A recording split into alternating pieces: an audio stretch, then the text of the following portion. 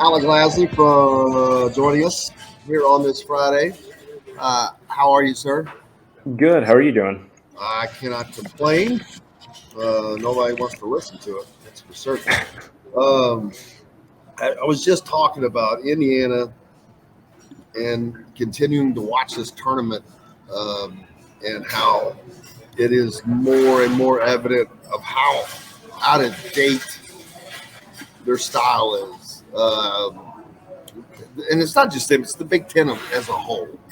Um, the Big Ten, with the big guys, everybody in the post. There was all the talk about the big man this year in the Big Ten, but that didn't really equate to anything at the end of the day. And we've seen teams, how many teams that were not. I'm not going to say they were not talked about, but Florida Atlantic. I mean, they were talked about as a novelty more than anything.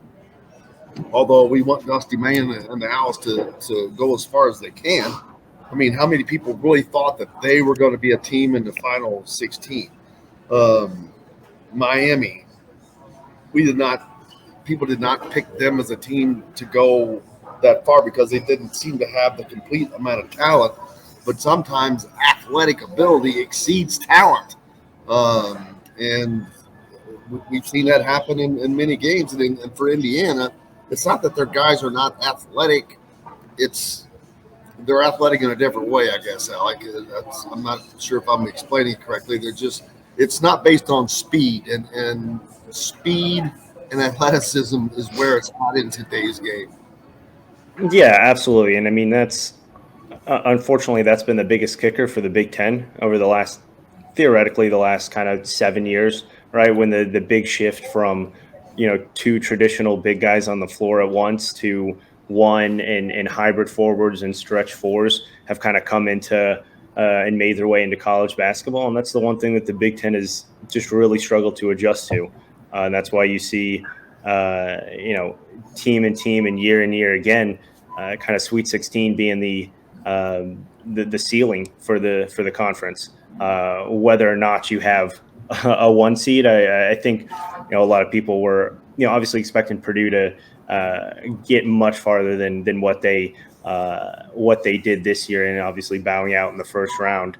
But theoretically, I thought potentially that second round would be their max, right? Especially if you don't have freshman guards to kind of offset, or sorry, if you don't have senior guards or upperclassmen guards to kind of offset that traditional post play, you're going to struggle. And that's what we've seen time and time again with Big Ten teams. And unfortunately, that's kind of what you saw with Indiana as well. Now, granted, I think they just ran into a much better, much more athletic team. And a lot of that starts with perimeter athleticism.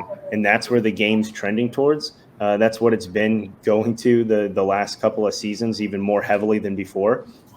These 6'8", 6'9", scoring, playmaking wings, and not guys who are going to have their back to the basket, not guys who are going to be able to play out of the post. That may be part of their game, but the large portion of their game and their skill set is getting the ball in their hands, letting them create off the dribble and get into the paint and theoretically score. And unfortunately, that Indiana hasn't had that in some time, right? You probably go back to Romeo Langford as the true scoring wing, and that team just around him was just very bad. And he was again still only about 6'5", 6'6". You get to 6'7", 6'8", 6'9" on some of these rosters.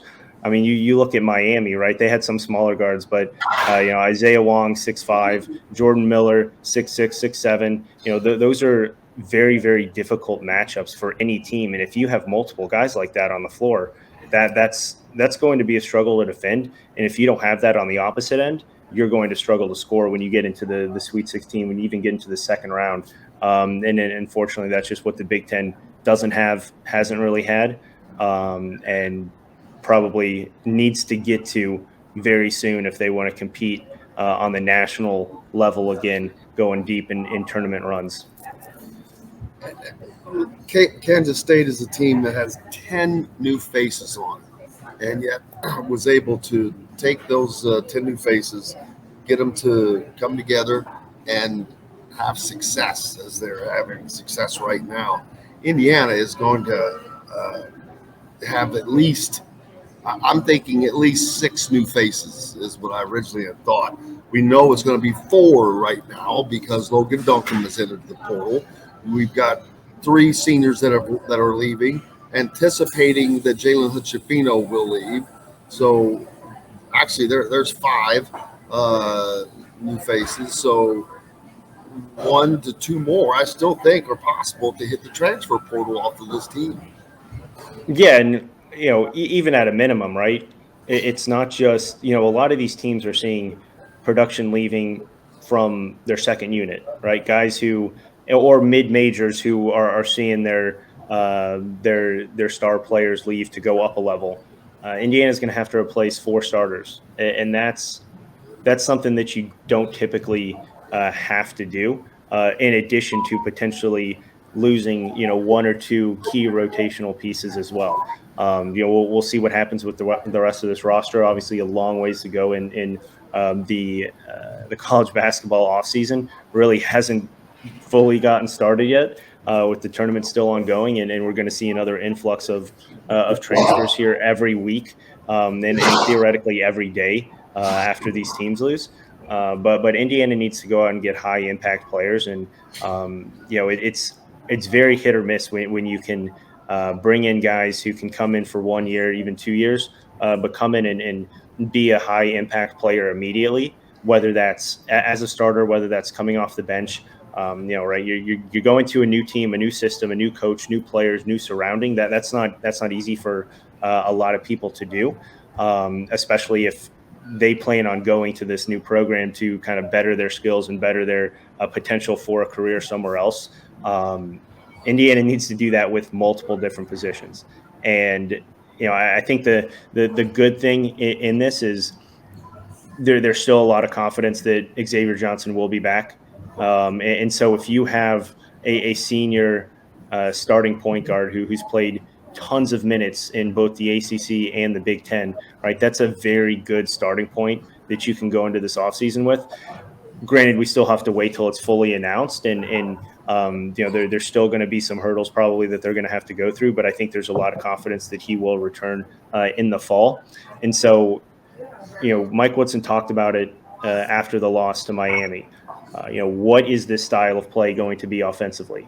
And he's been open about, he really doesn't know at this point. And, he has not typically had traditional big men like Trace Jackson Davis on the block, even in the NBA, right? A lot of those teams have had more spread it out, versatile forwards who can shoot the 3. And so that's what he's going to go after. And I think you have to really start building this team from the backcourt up.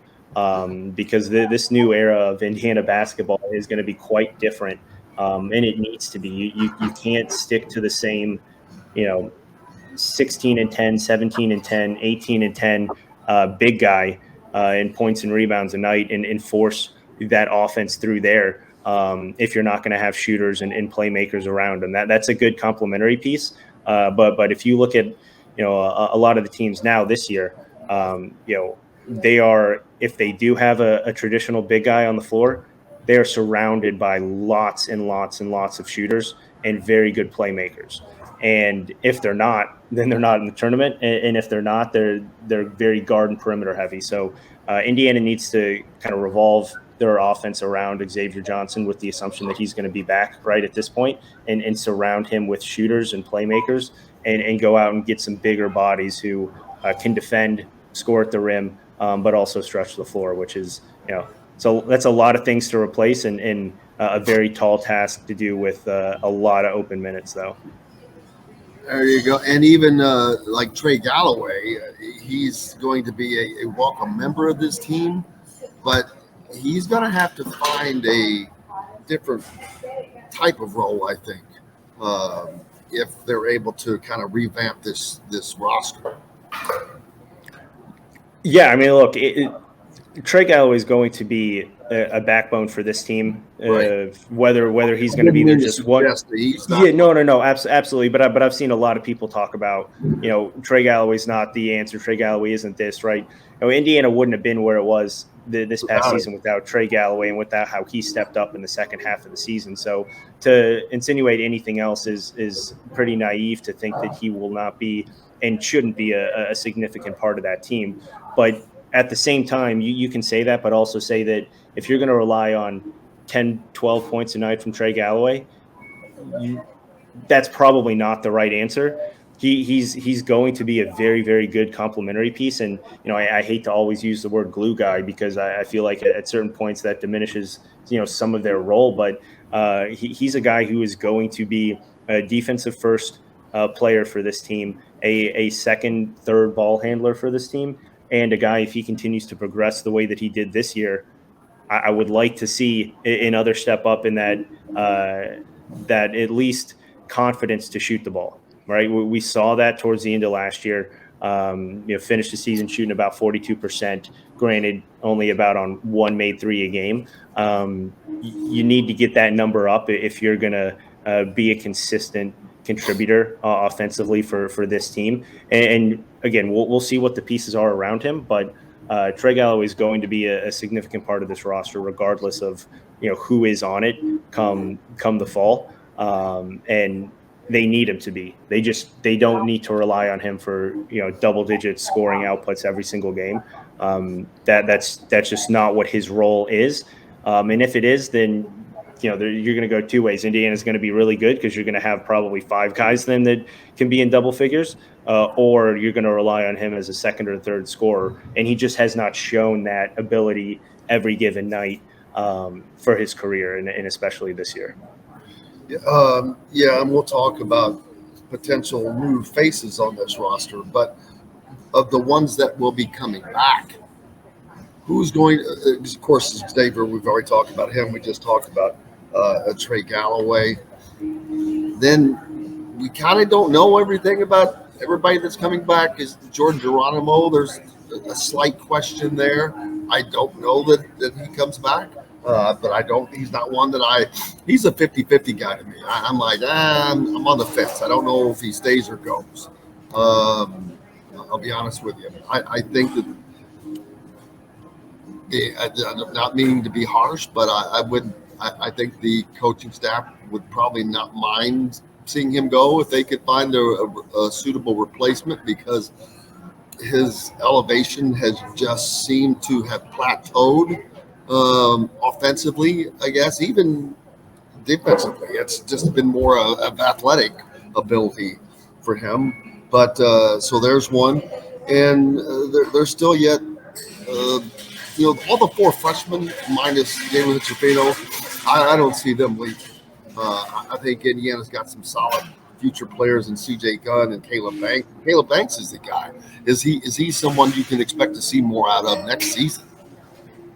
Yeah, and there, like we've talked about, there's a lot of questions around a few of those guys, and the biggest thing that is going to happen with these exit interviews is going to be a lot of hard conversations, and it's going to be a lot of soul searching for guys like Jordan Geronimo and Tamar Bates, where we've seen flashes in their first couple of years, but Jordan Geronimo is getting into his fourth year of college basketball.